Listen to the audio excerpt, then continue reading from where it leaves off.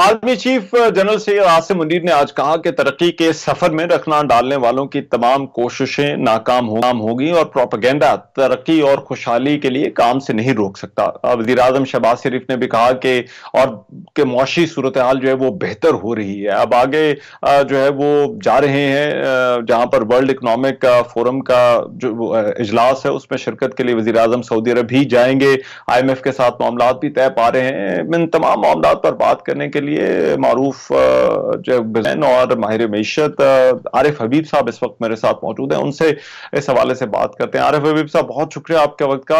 आरिफ हबीब साहब, सबसे पहले तो फरमाइएगा, सबसे अहम चीज जो है वो ताजरों का, सनतकारों का, जो लोग बिजनेस करते हैं उनका एतमाद जरूरी होता है।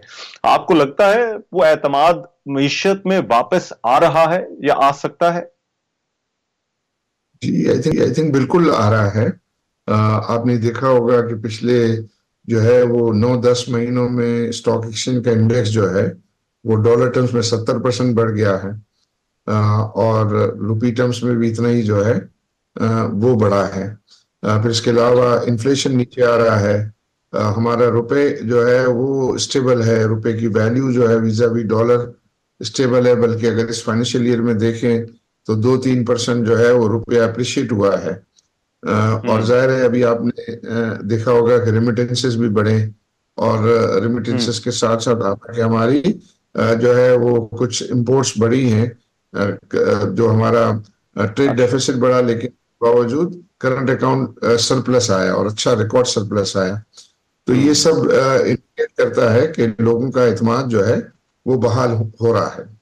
अच्छा, और वजह आपको इसकी क्या नजर आती है? क्या बदला है जिसकी वजह से आपको लगता है कि ये चीजें बेहतर हो रही हैं? जी, एक तो ये सबसे बड़ी जो रीजन है वो ये है कि इन्फ्लेशन में कमी है। जो इन्फ्लेशन एक वक्त में 40% पहुंच गया था, फिर 28% था, और फिर ये पिछले महीने जो है वो 20.5% था। इस महीने का जो अप्रैल के नंबर्स जो है वो आएंगे तो मुझे लग रहा है कि वो 17-17.5% के करीब होगा। और फिर IMF ने ये कहा है कि करंट ईयर में हमारा इन्फ्लेशन जो है वो 25% रहेगा एवरेज फाइनेंशियल ईयर में। बट नेक्स्ट ईयर में वो कह रहे हैं 12% कम हो जाएगा एवरेज इन्फ्लेशन, मतलब वो 13% आ जाएगा। तो ये सब नीचे आने का है वो इम्पैक्ट ये होगा कि फिर इंटरेस्ट रेट जो है वो नीचे आना शुरू होंगे। तो उम्मीद की जाती है कि ये पीर को जो मॉनेटरी पॉलिसी कमेटी की मीटिंग है उसी में कुछ जो है वो कट अनाउंस हो इंशाल्लाह। मजीद आपकी सिफारिशात क्या होंगी या आपकी रिकमेंडेशन क्या होगी हालात को इसी तरह बेहतर होते, जहां पर कहते हैं कि इसी ट्रेजेक्टरी के ऊपर रहें, इसी सिमत के अंदर जो है वो मईशत रहे, तो क्या आप समझते हैं किन इक़दाम की जरूरत है हुकूमत को करने के लिए? देखिए, सबसे पहले तो एक और जो पॉजिटिव बात है कि FBR के जो रेवेन्यू टारगेट्स भी पूरे अचीव हुए हैं। ये भी एक पॉजिटिव चीज है। लेकिन हमारे जो इकोनॉमी के और इंडस्ट्रियल डेवलपमेंट में 3 बड़े मसले हैं, और 3 बड़े मसलों में सबसे हाई इंटरेस्ट रेट है। चूंकि हम रीजन में या हमारा इंटरेस्ट रेट जो है वो हाई है, जबकि ये इंडिया, बांग्लादेश वहाँ 6-7% है और हमारे यहाँ 22% है। दूसरा जो सबसे बड़ा मसला है वो हाई कॉस्ट ऑफ एनर्जी है।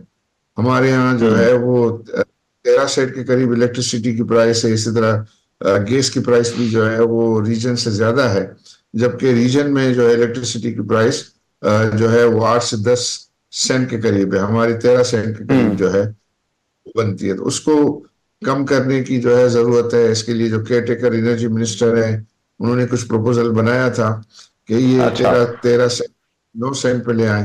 तो आई थिंक उससे प्रेजेंट चाहिए कि गवर्नमेंट को लें और उसकी इम्प्लीमेंटेशन जो है को इंश्योर करें। तीसरा जो वो इशू है वो है कि हमारे यहाँ टैक्स रेट भी अब हाई हो गए। सुपर टैक्स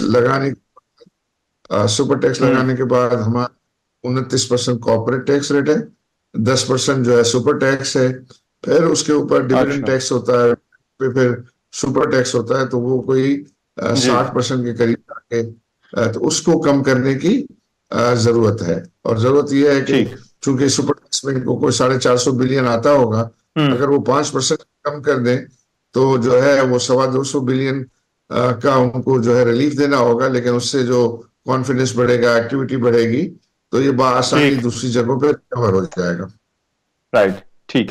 बहुत शुक्रिया, आप आरिफ हबीब साहब हमारे साथ पहुंचे और बात कर रहे थे कि मईशत में जो बेहतरी के दावे हैं, जो आसार नजर आ रहे हैं, उनको उसी सिमत में रखने के लिए मईशत को क्या इकदाम करना होंगे। प्रोग्राम में एक ब्रेक शामिल करते हैं, वापस आते हैं तो बात करते हैं भारत में इंतखाबात जारी हैं, क्या सूरत हाल है, उस हवाले से प्रोग्राम में जो है वो बात होगी।